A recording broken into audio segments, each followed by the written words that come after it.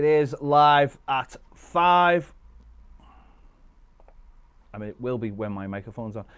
Welcome to Toffee TV, live at 5 or 20 past 5, as it is in the UK as we speak. Tuesday, the 27th of August. Let's get into it.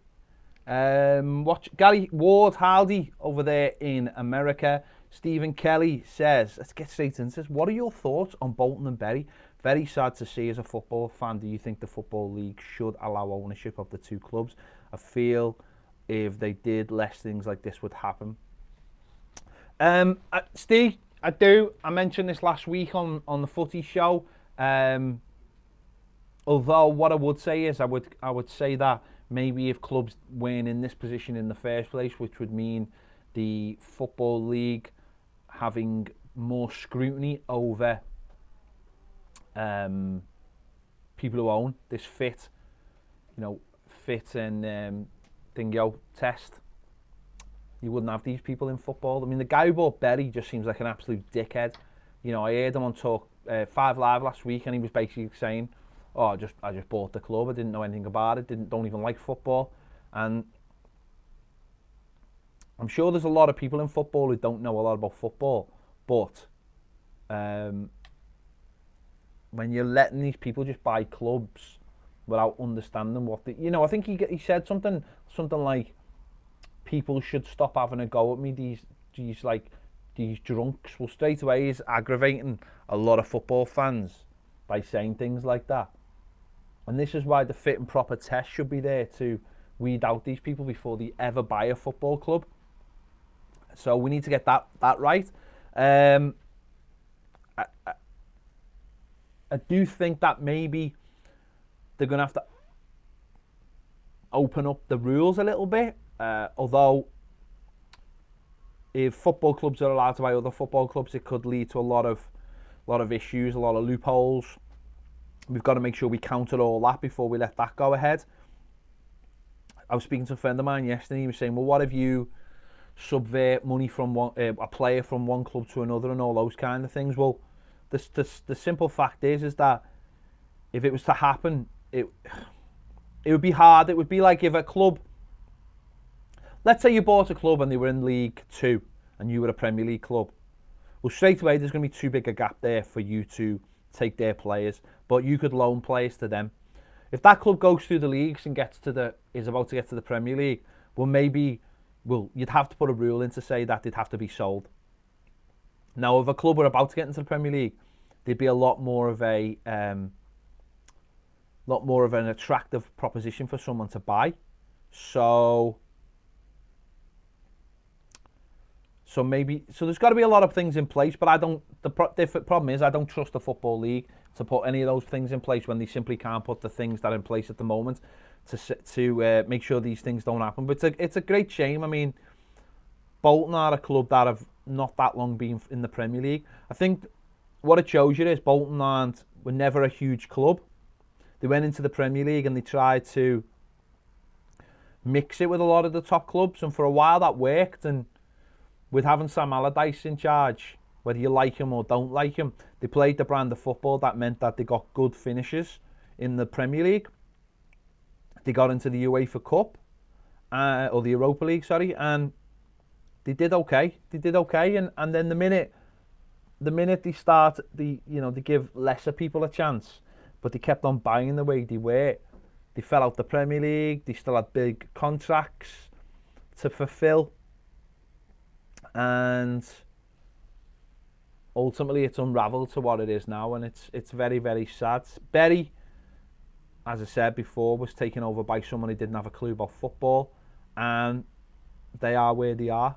So very, very sad if both clubs go today. Very, very sad. Nathan Wilson says, this time actually works out well for those of us in the USA or on Eastern time, 12 noon lunchtime at work. There you go. I'm glad I can help, Nathan, I really do. Derek Hulton says, hi guys. Thank God we've seen the back of the bank holiday and we're back to what really matters, Everton and Toffee TV. So finally we get to see the mythical silver 4-3-3 side against Lincoln. All hope is we go there with a side meaning to win over all my 53 years of following the Blues. All I have to show is the 3-game final versus Villa, and I got fed up with that eventually. Fingers crossed, Degsy. Kane, who I know it's been a very, very sad weekend for everyone involved in Hans coaches. A beloved member of the coach passed away on Friday night after the Villa game, and Kane's wrote these words, written these words. He says, R.I.P. Mark Bowen, proper Evertonian, home and away, and a massive part of our family on Hans tours. We're all heartbroken. He is gone. There is a collection for Mark's family on crowdfunder.co.uk/Mark-Bowen. Thoughts go out to his family and his son, little Liam, who was always on our coach. Can't believe he's gone. Was even at Villa on Friday night. We miss you, mate. Yeah, awfully sad. Someone who I had seen on the coach, and someone a little bit old, just a little bit older than me, which sort of brings it home a little bit more. My brother-in-law goes home and away on Hans coaches, away Hans coaches, and I know all the people on Hans coaches really, really well. So it really does hit home. And I spoke to my brother-in-law Paddy over the weekend, and he's, obviously very upset by it as well. So really sad. If anyone can help with just a little donation, that'd be fantastic. I know there's going to be an evening. Let me just step away for a second. So Umbro sent us this shirt last week, signed shirt of last season's shirt. So I've already spoke to Han, and that's going to go into the night, I think, for Mark, and that will be either raffled off or whatever. So that's the little contribution we can make to it. So I hope it helps. Yeah, I really hope it helps, and look after Mark's family as best as possible. Really, really sad. Let's just have a little look what's going on YouTube. Paul Thornton says, hi Ped, do you think that Silva is encouraging the players not to shoot a goal outside the box like Martinez, not coaching defences? I don't know is the answer to that question. We do seem to get it wide a lot. We don't seem to play through the middle enough. Me and Billy have spoken about this on the Tuesday topic, which he is editing right now, and he'll get it out. When's it going out, Bill?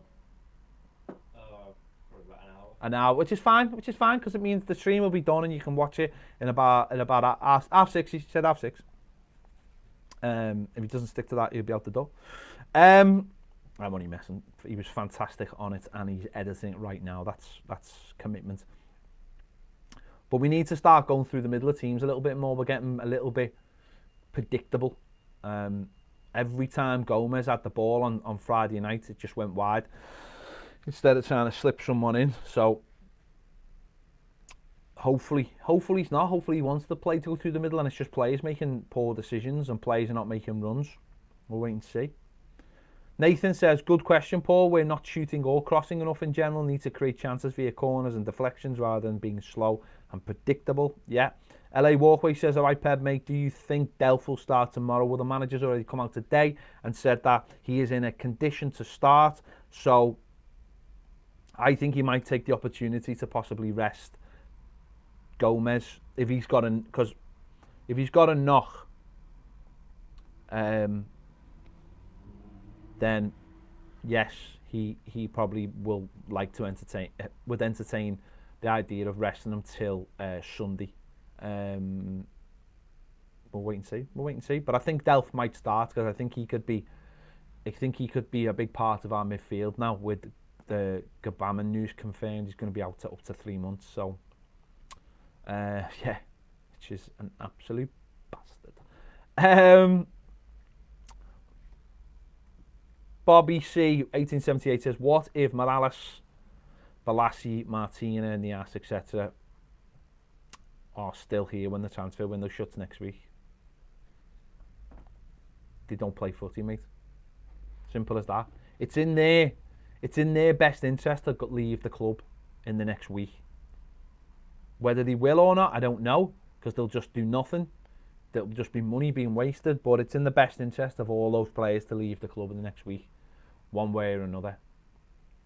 The closer it gets to the window, the bigger the chunk Everton are going to have to make up of that, I imagine. But, yeah, it's up to them. If they want to play football, they'll find a way to get out. The agents will have been instructed to find them teams. Everton will have lowered their demands to as low as they possibly can. Morales might be thinking, if I might just get a free transfer if I just do what I want. So, yeah. Gary Ward says, are Bolton Wanderers still a club? I'm not sure whether you mean that ironically or you're genuinely asking a question. At the moment, as we stand, I think Bolton are still a football club till 12 o'clock tonight. If no one buys them before 12 o'clock tonight, the Football League will, the same with Bury, will take their licence away from them to play, and that will be it. They will be gone, and it will there'll be one less team in the division, and anyone who's played them, their results will be expunged. So Tranmere Rovers, who beat them 5-0, that game will be completely erased from the history books, essentially. Which is bad for Tranmere because I think it's their only win, and anyone who scored in that goal will have that wiped away. But that is, I think that'll be it. Bury haven't played a game, have they? So nothing will change for them. But Bolton have played games.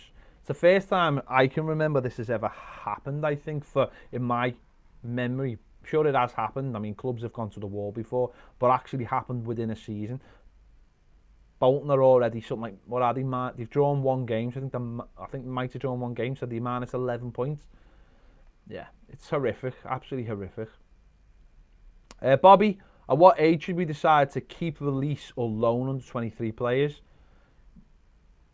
Release, I think.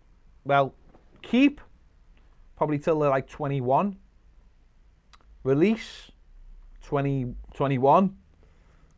Loan 20. But I don't think what should never happen is play should never go into the last year of the contracts. So, Bobby, you've said Gibson's contract runs out to 2020. Should we be worried that he'll leave for the first team playing time elsewhere if he doesn't get a pathway to Everton, likewise for the other 23s? No, because if he's not offered a contract, it means he's not good enough.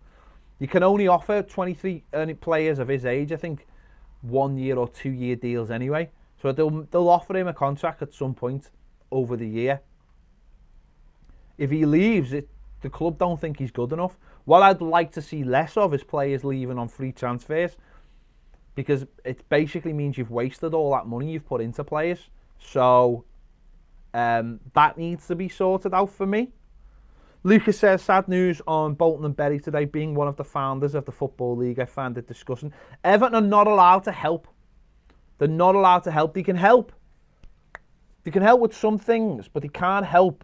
You're not allowed to invest in another football club. So they'll have helped doing some things, but they're not allowed to give money. The league stipulates that. You're not allowed to own two clubs at the same time. So any kind of financial help would not be allowed. They could help by, like they have previously, by donating stuff to food banks and stuff like that, but they're not allowed to help. And this is what we talked about earlier. Maybe that rule needs to be changed. What if Everton could buy Bolton Wanderers and we could make them essentially our feeder club, but the rules were in place that we couldn't manipulate that? I think that would be brilliant. I don't think that's going to happen. We could buy the club. The stadium could be sold to someone else that we rented off, let's say. The club would have to be self-sufficient. But then we could loan all our players to Bolton and create... So instead of our under-23s playing under-23 football, which is rubbish, they could go and play for Bolton Wanderers in League One. It's alien to us, but in Germany and in Spain. So let's say in Spain you've got Real Madrid 2 and Barcelona 2. Well, Barcelona 2 can only get to the top of the second division. They can never be promoted. And it is a pathway. Now, maybe we could put rules in place that say that it could never be like Everton 2 or Everton B. It has to be Bolton forever. But I was speaking to a couple of people on Twitter yesterday and we were talking about this and people were like, well, like, this could happen and that could happen. Well, it's already happening. Man City have got 9 teams around the world. Leicester have got a team in Belgium.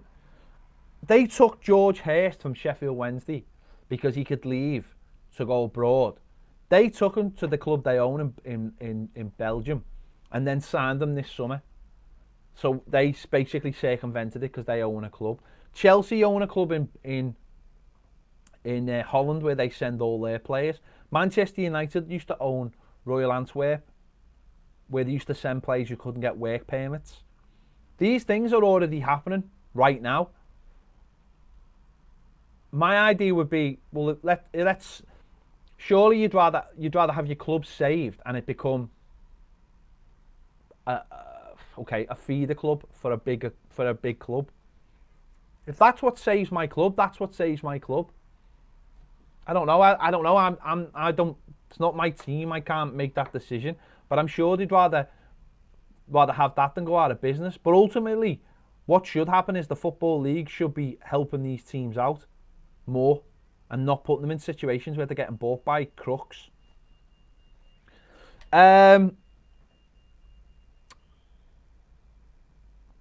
Bobby says some top 6 clubs fans are arrogant and feel entitled, whereas Everton seem conditioned to be regularly disappointed by underperformance and failure. So many false dawns. But which other club fans do you think are equally cynical and fatalistic? I think Man City fans are still a little bit like us. I think they all feel like it's going to all come to an end at some point. I think that's slowly changing, but I do think they're a little bit like that. I don't know. I think we're a very unique football club. I think we are because we're a big club. You know, founder members of the Football League, founder members of the Premier League, won leagues, FA Cups, a European trophy. I've always had big gates. We're a very unique club, but we're also a club that hasn't won anything for a long time. Now, you could say the same maybe of Newcastle, but Newcastle haven't won anything for a very, very, very long time. And because they've been up and down recently, I think there's a new generation of fans at Newcastle a little bit more realistic to what's going on. I don't want to ever be that, though. I don't ever get to a situation where we are like, oh, well, whatever. Top 7. But the problem with that is that you've got to win something to not become that team. And ultimately, we will, and our fans will become conditioned to not experience. Because at the end of the day, I couldn't buy a drink the last time Everton won a trophy.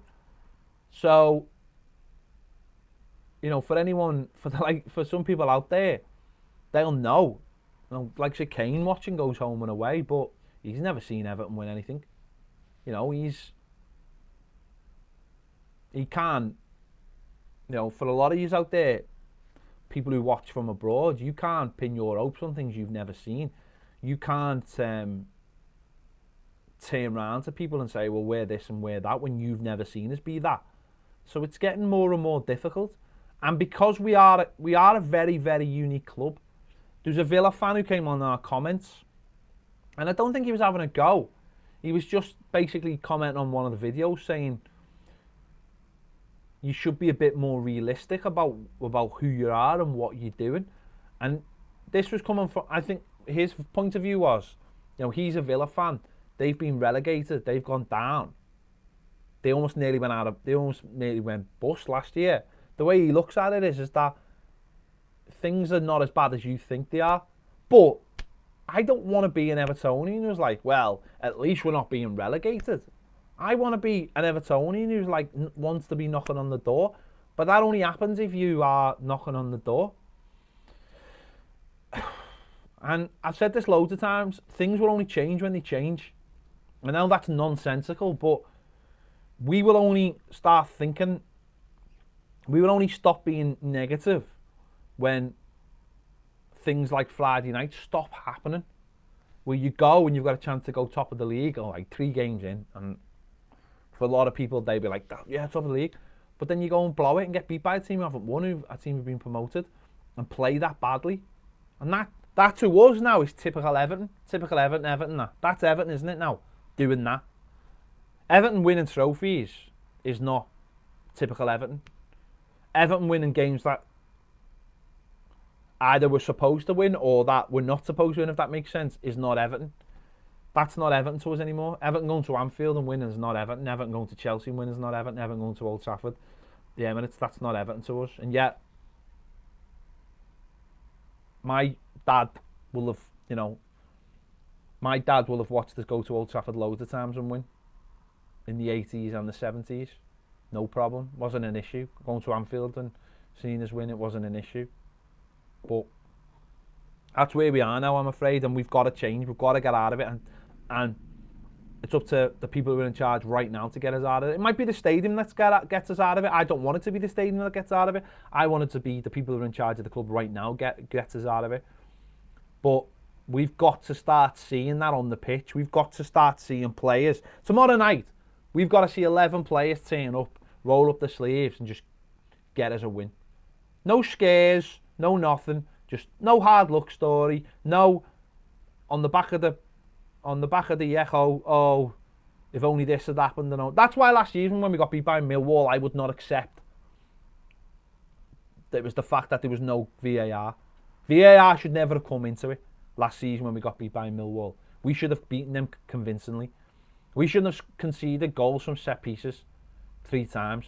We should have beaten them conveniently.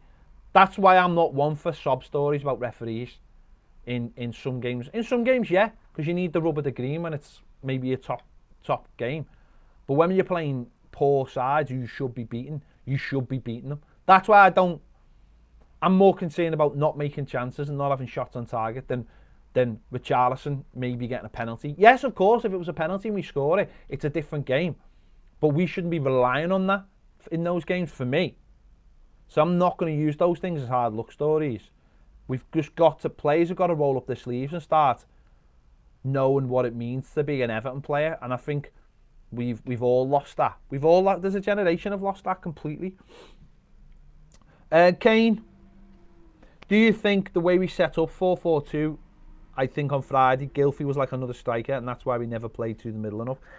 I don't know. The Gylfi thing's a bit of a conundrum at the moment because I don't know if the manager really wants Gylfi Sigurdsson in the team. I really don't.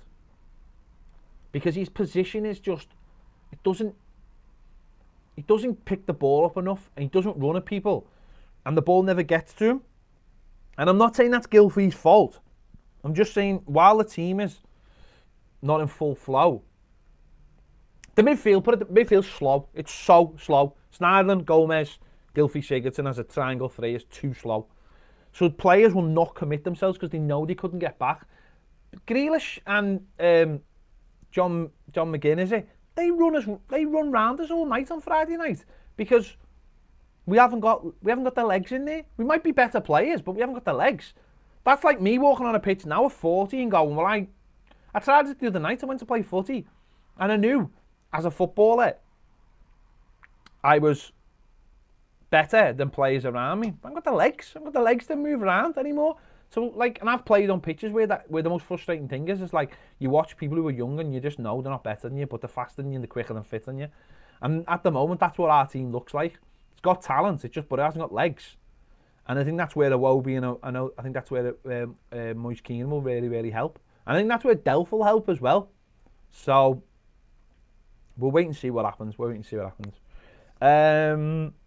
Stephen Kelly, sorry to hear the loss of Mark on Hans Tours. Didn't know him as a lifelong Evertonian. Always sad hearing stories like this. As a gesture from myself, I have assigned Tim Cahill top if the lads would like to auction it for Hans, and it would like to do so to raise some money. Would love to help. Well, if anyone, tremendous gesture, Stephen. If anyone's got anything that of that, I think there's going to be an evening where I think people are a lot more generous when they've had a bevy and they're on a night, and obviously I think so. If there is anyone out there who's got anything like that, just get in touch with Hans Tours on Twitter or ourselves, and we'll make sure they get it. And when that night is, we'll make sure that everyone is aware when that night is.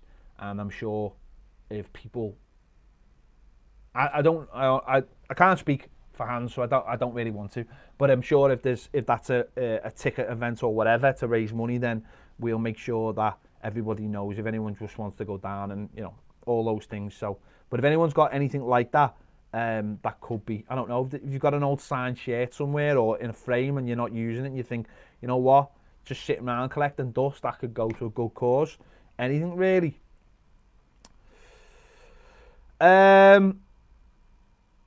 Sorry, stay. Sorry, mate. Yeah, apologies, mate. Apologies. I'm up the wall because I'm on my own.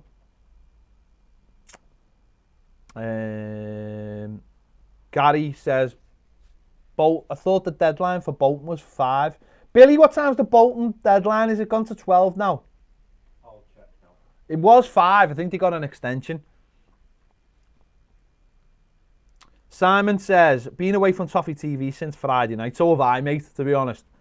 So, was so fuming by that performance, I couldn't stomach talking about the joke of a game. Neither could I, mate. Me and Andy came in Saturday afternoon, did a couple of shows, and that was it. And I haven't done anything to do with footy over the weekend. I've just completely shut it down. Not watched anything, honestly. Teddy Sass says, hello, mate. What do you think of the reaction to Dom from Friday? Good job, the lad seems strong mentally because we're going to end up ruining him. We're heaping lots of pressure on him in terms of expectation on a 19-year-old. I think he'll be great, but it's a worry. Oh, Moise Keane, yeah. I think it'll be great, but it's a worry he doesn't hit the ground running. In my opinion, we're crying out for another strike in the window. Well, again, the Tuesday topic, we've mentioned all this on the Tuesday topic, but listen. I read some on Twitter before saying no one was moaning about Dom when we were beating Man United 4-0 and when we beat Arsenal and we beat Chelsea. No one was moaning about Dom not scoring then. He was part of a collective unit. I'm happy to sit here and say Dom has been crap in the first 3 games. I've got no problem with that. He's been crap. I've got 2 eyes and he's been crap. But so is Richarlison and so is Sigurdsson. And other players haven't been brilliant either. So, it's not down to a 22-year-old and it's not down to a 19-year-old striker who hasn't started a game for us yet. It's down to all of them. And it's down to the manager to find a system that works. So, I think what I would say, Dom has created a little bit of pressure by asking for the number 9 shirt. I think that comes with pressures of its own. So when you see on Twitter and you look at people going, we've got a number 9 who can't do this and can't do that. He's the Everton number 9 joke. He's created that pressure. He hasn't been good. He needs a goal. He needs a system that helps him, but he needs to help himself as well. And I think it's a lot of factors. It's not just Dom. And it's too simplistic to say it's just Dom. Simple as that. We haven't started the season well. Again, I think it was I don't think it was a challenge enough pre-season. People will argue with me. I just don't think it was challenging enough. I really don't. And when I say that, I think that's because half of the games we brought on a load of under 23s that are never going to play for Everton. Never ever going to play for Everton. So did the players get enough? Was there enough games? I don't know. We'll have to wait and see. It'll all come out in the wash. It's hard to sit here now saying, yes, it will, but we don't know.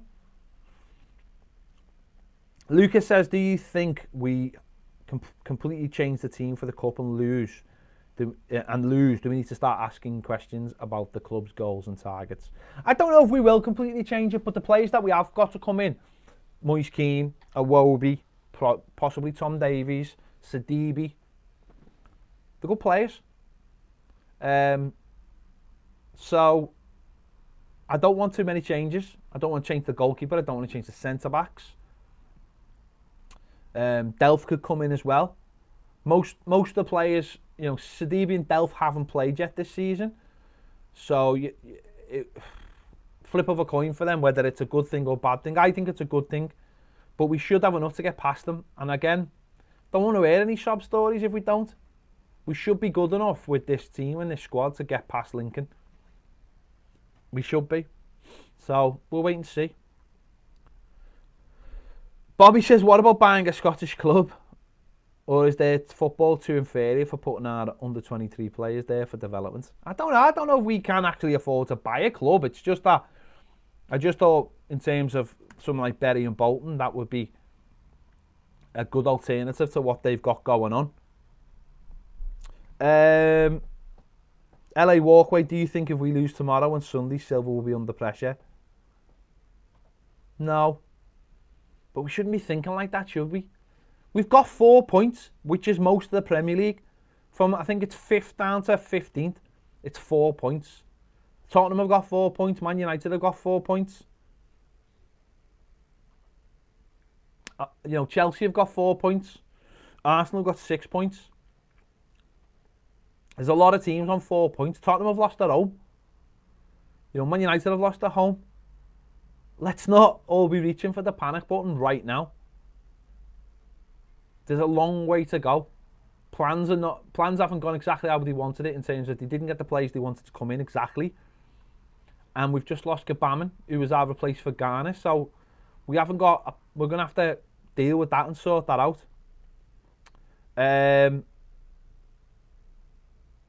We can't be. We don't want to play a significant weaker team tomorrow, but we want to play a team that is good enough to win the game.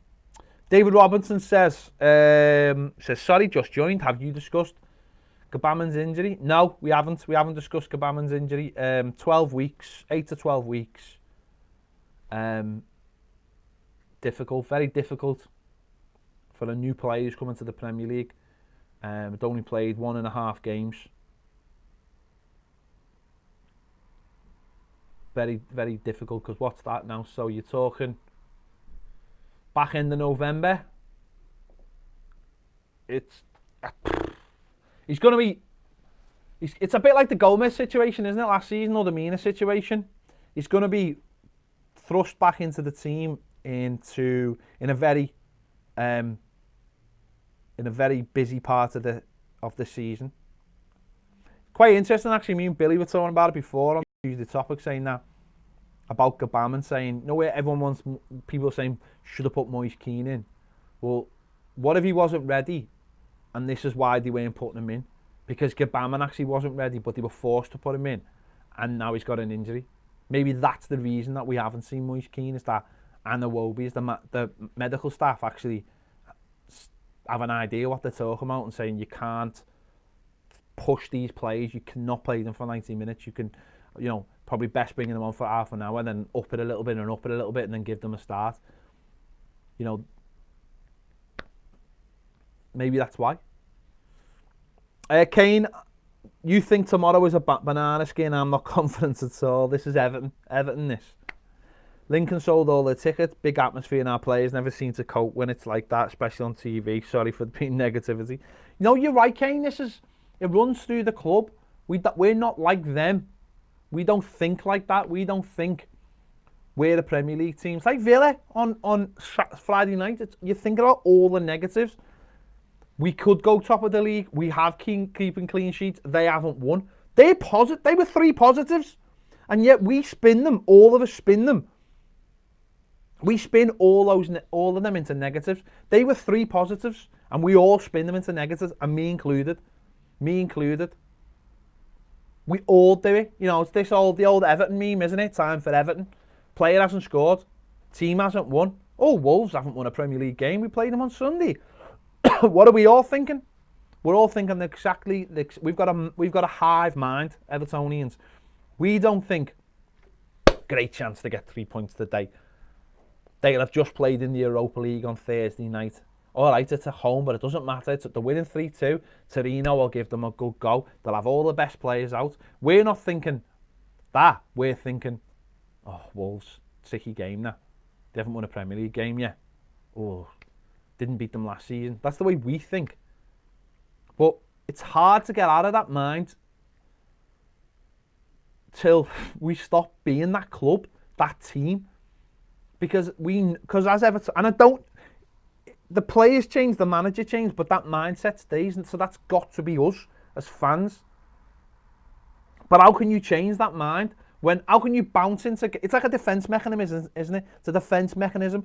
Kane, you're already preparing yourself to lose, and I am, so that if we do lose, it doesn't feel as bad.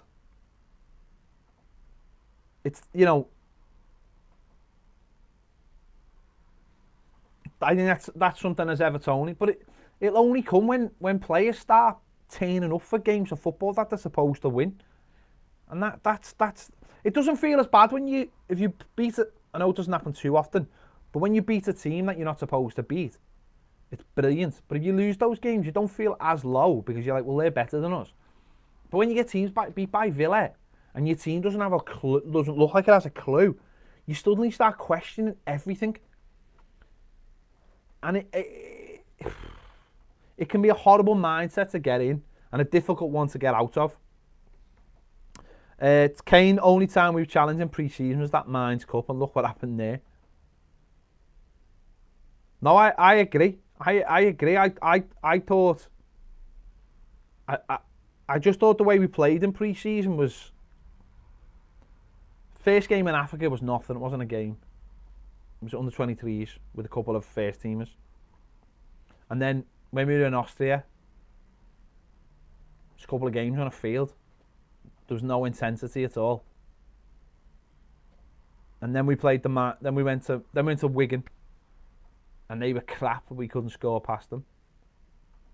Then we played in Mainz, and all right, 2 60-minute games. So again, different, and one game a load of kids played, and then the last game was Werder Bremen, who aren't even that good a side, and we couldn't score past them. So,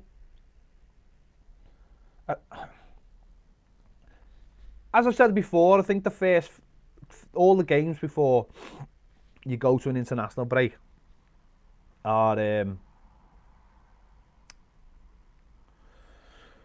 party of pre-season almost, and you've just got to get through them, and you know you're not going to play well, but you've just got to try and get the best results. Now, teams like Man City and Liverpool, there's a continuity, and they've just left off where they finished last season, and but Tottenham haven't. Arsenal looked a little bit better and then looked rubbish on Saturday. Chelsea are in the middle because of what's happened. So we've just got to kind of get something. If we can get a win, on Saturday, then it hasn't been a bad start to the season, I don't think. And in fact, it'd be a better start than last season, wouldn't it? I think. What did we start first? 4 games of the season last season. We got 5 points, was it? Well, yeah, we'd have 7. So my maths tells me that's better. But we've got to win. If we lose, it'll feel like the worst thing in the world because we've got a couple of weeks off and then, come back to Bournemouth away. But if we win, then suddenly you're like, it's not a bad start to the season. Everything settles down now. Get the international break and then come back and then... But again, that relies on Everton actually winning a game of football. Which, to be fair, back end of last season, we did a lot of that. Gary Ward says, what exactly is Gbamin's injury? I think it's a tear to one of his muscles. So I think it's just going to take a long time to heal, essentially. It's going to take 8 weeks to heal, 7 weeks to heal. Maybe a bit less, and then you've got all the, you'll have the rehab. And then getting back into fitness. So it might be 8 weeks, and then it might be like another 4 weeks. It might be 8 weeks to heal, and then another 4 weeks, and then that's why they'll say 8 to 12 weeks, because then the 4 weeks is the going from medical to the pitch, and it'll just take how long ever it takes to get back from being healed. So it might be 8 weeks to be healed,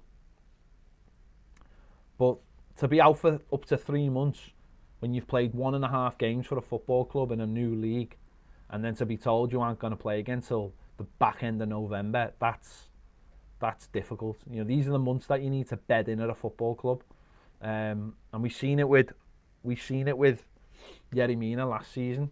He never quite got himself back into the, we never got back into the team. So he was in and out, and he picked up injuries, and so we'll wait and see. Right, any more before I shut it down for another day?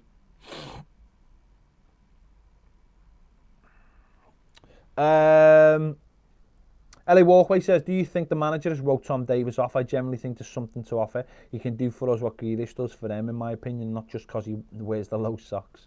Very similar.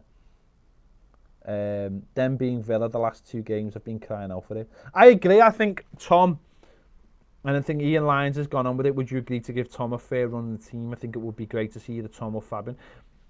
I think Tom should have been brought on Friday night. He would have given instead of Walcott, because I think he would have given us energy in midfield. And Tom is a player who looks to break the lines and go through the centre of the park. He's not always looking to go wide. Tom will go through the centre of the park. It's something that he offers, but he can get between the lines as well. And I think it's something that's been missing from this team a lot. So, yeah, I'd get Tom in there tomorrow, certainly. This could be the making of Tom Davies if things don't change. But he hasn't had much of a look in so far, which I find really strange. Really strange for a player that was given a new 5-year contract. Right, just going to double check Patreon.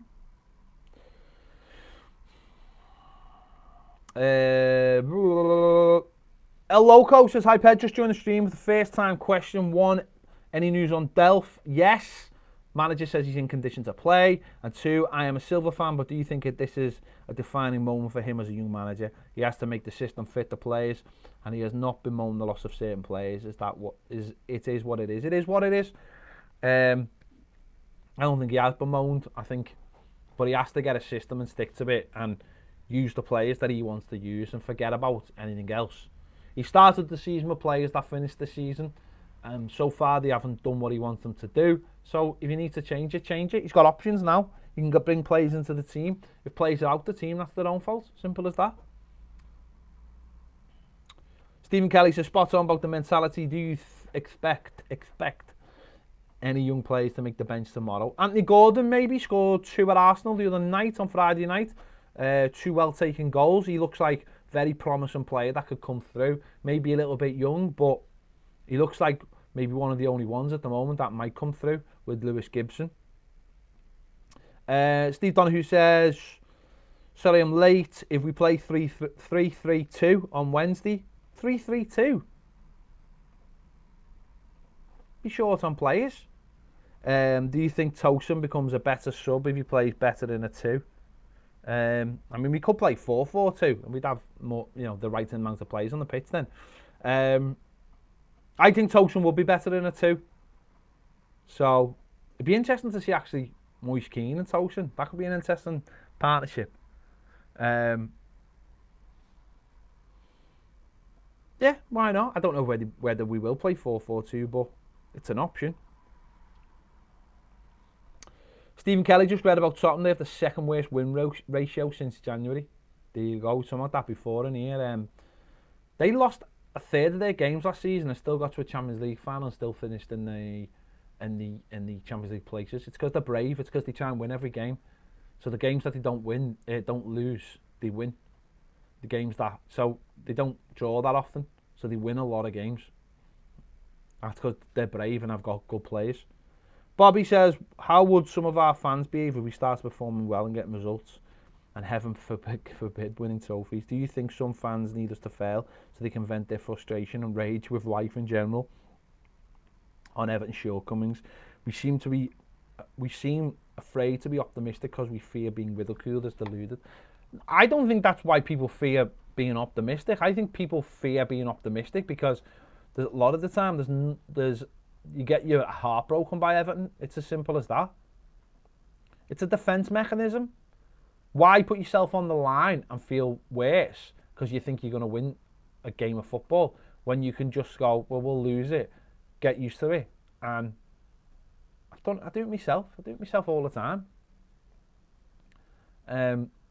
It's not because I'm frustrated with life or have any rage towards life. Not at all. It's just a way of coping with Everton, essentially.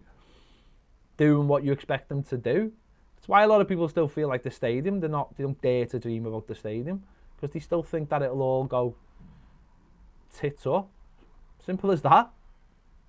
Because the club have got to start doing things that, like actually build a ground or actually win a trophy.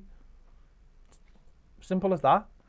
Derek says, I agree with you over pre-season. For most club pre-season are very similar. All these other tournaments, international-wise, just doesn't help. See, I think they do, Degs. I think they do.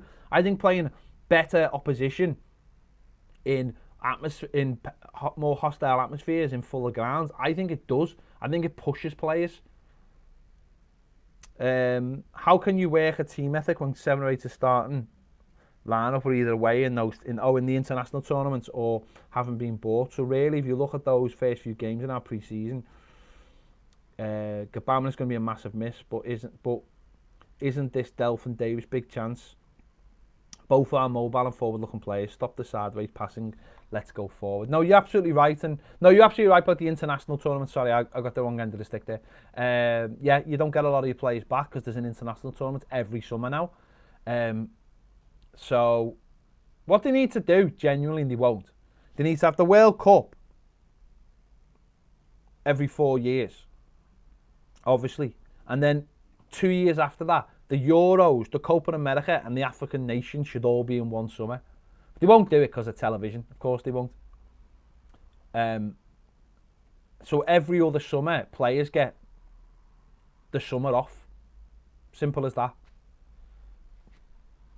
They won't. Simon says Idrissa Gana Gueye is a massive miss. Definitely.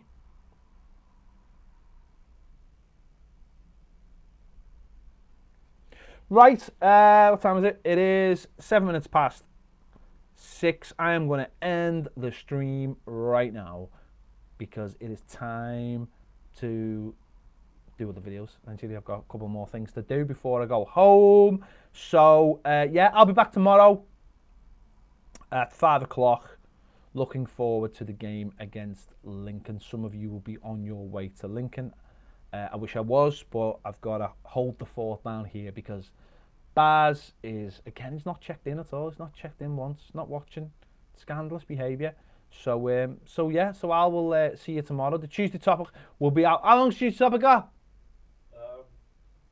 Like 15, 20 minutes. 15, yeah, that gets us to half 6. Yeah, you're on a very tight deadline now. Yeah. There you go. So make sure to check out the Tuesday topic, and I'll be back tomorrow. I'll see you later.